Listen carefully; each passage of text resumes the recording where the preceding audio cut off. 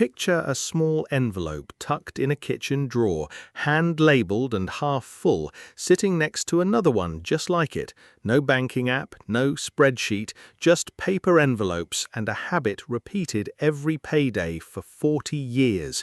And somehow, the person keeping them has never once carried debt, never panicked over an unexpected bill, and retired with more saved than most people twice their income ever managed. If you're over 40, you know the quiet anxiety money can carry even when things look fine on paper, the vague unease about whether you're saving enough, the guilt after an impulse purchase, the sense that everyone else somehow has this figured out except you. It's not that you're bad with money, it's that most of what we're taught about money was never built to feel calm. Here's the myth bust. You'd think financial security requires more income, more investing knowledge, more discipline than the average person has. But watch how many Japanese households, including elders who lived through real scarcity, actually manage money, and you'll notice something almost old-fashioned about it. No complicated apps, no aggressive budgeting spreadsheets, just a handful of quiet habits practiced so consistently they stopped feeling like effort a long time ago. Researchers studying financial behavior have found that long-term financial stability has far less to do with income level than with a small set of repeated habits, the same handful of decisions made automatically day after day, year after year. It's not about being smart with money, it's about not needing to think that hard about it in the first place.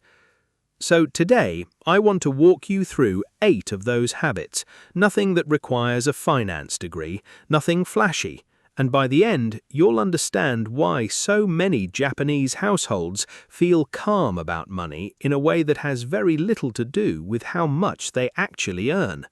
The first habit is Kakeibo, a handwritten household ledger kept not on an app but in a small physical notebook, where every expense is written down by hand before the month even begins. Before spending starts, 4 simple questions get answered on paper. How much money is coming in? How much needs to be saved? How much will actually be spent? And how that spending will be improved from last month. In the West, budgeting is often digital and passive. A bank app quietly categorizes what you already spent after the fact, with little friction involved in the spending itself. Kakeibo works in reverse, asking you to think before the money moves rather than review it afterward, and that small act of writing by hand has been shown to slow down impulsive decisions simply by adding a moment of conscious thought where none used to exist. The second habit is Tsumitate, automatic small consistent saving, often a fixed and modest amount set aside the moment income arrives before anything else touches it. It's rarely a dramatic percentage, sometimes just 5 or 10%, but it happens without fail every single time, regardless of how the month feels. In the West, saving is often treated as whatever's left over after spending, which means in a tight month, saving is usually the first thing cut. Tsumitate reverses that order entirely, treating savings like a fixed bill rather than a flexible afterthought. And researchers studying saving behavior have found that automatic, pay-yourself-first habits succeed far more reliably than saving what remains, simply because willpower is removed from the equation almost completely. The third habit is Mottainai, applied here specifically to spending, a quiet discomfort at wasting money on something that won't be fully used or appreciated, rather than guilt about spending itself. It isn't about being cheap. A Japanese household practicing Mottainai will happily spend well on something genuinely valued. What it resists is spending on things destined to sit unused, half-finished, or quickly discarded. In the West, Spending decisions are often driven by momentary desire, how something feels in the instant of buying it, with little consideration for whether it will still feel worth it a month later. Mottainai asks that question up front before the purchase, and that single pause is often enough to filter out the spending that would have been regretted anyway. The fourth habit is Furima bunka, the second-hand and resale culture built into everyday spending, where clothes, tools, furniture, and household goods are routinely bought used and sold on again rather than treated as disposable. It's not driven by embarrassment about buying second-hand, quite the opposite. It's treated as simply sensible, a normal first option rather than a last resort. In the West, second-hand shopping is often framed as a compromise, something you settle for when new isn't affordable. Furima bunka flips that framing entirely, treating resale as smart stewardship of money rather than a step down. And the math behind it is simple. Money spent on something that retains resale value is never fully gone, it's only temporarily borrowed. The fifth habit is Genkin shugi, a strong preference for cash and debit over credit, paying with money that's already been earned rather than money borrowed against the future. It's not a moral stance against credit entirely, but a practical one. Cash makes spending physically visible in a way a card simply doesn't. In the West, credit is often the default, and the gap between spending and feeling the cost can stretch out for weeks before a bill ever arrives. Genkin shugi closes that gap deliberately, and behavioral researchers have found that paying with physical cash consistently produces more cautious spending than paying with a card, simply because the discomfort of parting with money is felt immediately rather than deferred. And the sixth habit, the one that quietly touches every other habit on this list, is called Shisan or mamoru, literally protecting assets, a long-term mindset that treats saved money as something to be preserved and grown slowly, not something to be optimized aggressively or chased for quick returns.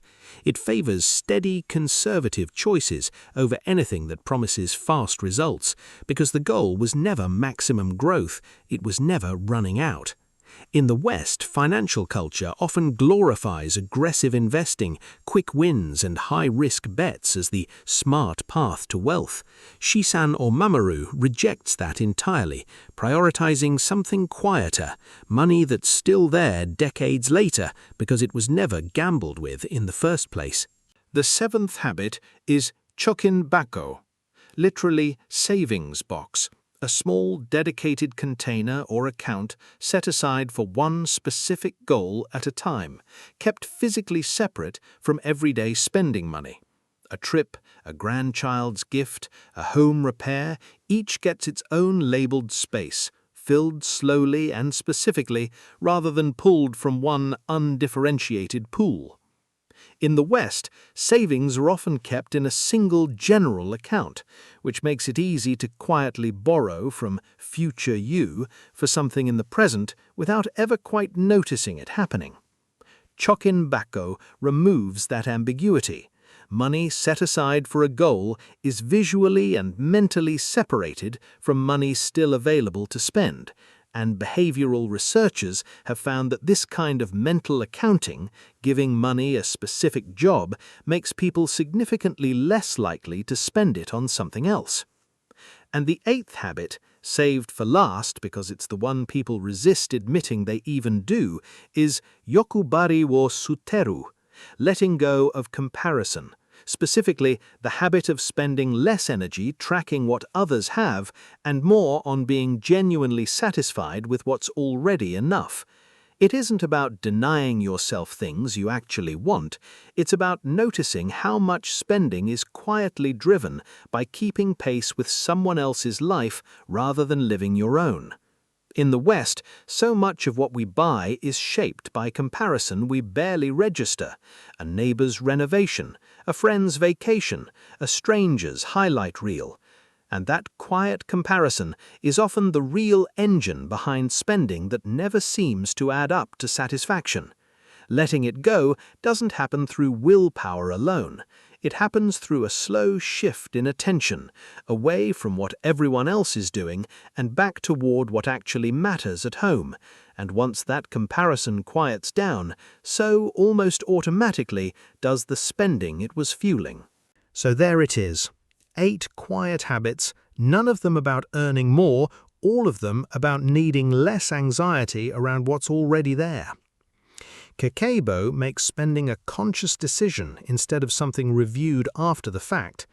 Tsumitate saves before spending has the chance to get there first.